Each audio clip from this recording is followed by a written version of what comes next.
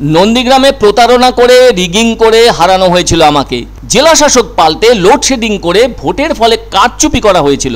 চিরকাল বিজেপি থাকবে না, আজ না হয় কাল এর বদলা আমি নেবই। বৃহস্পতিবার হলদিয়ার নির্বাচনী জনসভার মঞ্চ থেকে কথা বললেন মুখ্যমন্ত্রী তথা তৃণমূল সুপ্রিমো মমতা বন্দ্যোপাধ্যায়। তিনি আরো বলেন, চিরকাল ইডি সিবিআই কোলে রাখবে না।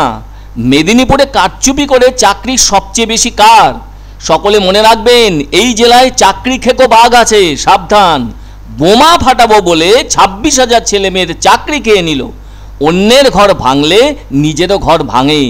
26,000 ছেলে মেয়ে মুখ খুলছে না, মুখ খুললেই ধরা পড়ে যাবে। মেদিনীপুরে কে বেশি টাকা তুলেছে সব ফাঁস হয়ে যাবে। মেদিনীপুরে ভোটের জন্য সবচেয়ে বেশি টাকা বিলি হয়, লক্ষ্য রাখবেন। নন্দীগ্রামে সিপিএম এর সঙ্গে সমঝোতা করে ভীষণই খারাপ ঘটনা ঘটানো হয়েছিল। আজ নয়তো কাল সেটা প্রকাশ্যে আসবেই। মুখ্যমন্ত্রী বলেন, আমি না থাকলে সেদিন নন্দীগ্রামের মানুষই বাঁচত না। মনে রাখবেন, আমাদের মন্ত্রী থাকাকালীন লুটে খেয়েছে। গদ্দার আমার হাত দিয়ে জেতার আগে অনেকবার ভোটে হেরেছে।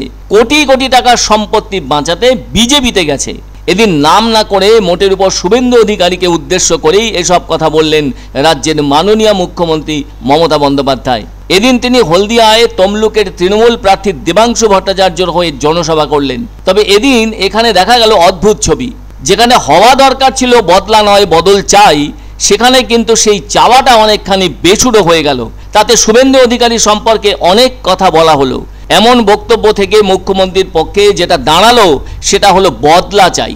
সেজন্য মুখ্যমন্ত্রী মমতা বন্দ্যোপাধ্যায় বলেই ফেললেন, আমার সঙ্গে প্রতারণা হয়েছে, ছাপ্পা ভোট হয়েছে, পুরো ভোট লুট হয়েছে ওই বিধানসভা নির্বাচনে। তিনি এখানেই থামেননি, বললেন নির্বাচনের পর লোডশেডিং করে ফলাফল পাল্টে দেয়। অথচ এ ধরনের কথা তৃণমূল সুপ্রিমো এর আগে অনেকবার বলেছেন।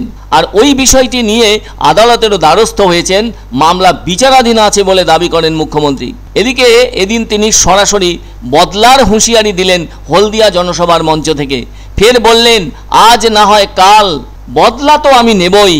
কিভাবে কি উপায়ে তা আগামী দিন পথ দেখাবে। তিনি এবার ভগবানের ওপর বিশ্বাস রেখে বললেন, মাথার ওপর যদি ঈশ্বর আল্লাহ থেকে থাকেন তারাই বিচার করবেন।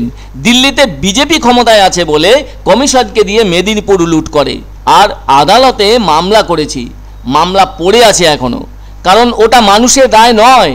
আর হলদিয়াতে মাননীয় মুখ্যমন্ত্রী বদলা নেওয়ারই যেন হুঁশিয়ারি দিয়েছেন। সেজন্য তিনি এদিন আরো বলেন, এখানে যারা গদ্দারি করেছে তারা তৃণমূলের খেয়ে তৃণমূলেরই লুট করেছে। আমরাও জানতে পারিনি, তবে চাকরি বাতিল হয়েছে যাদের, তাদের পাশে থাকার বার্তা দিয়েছেন মুখ্যমন্ত্রী।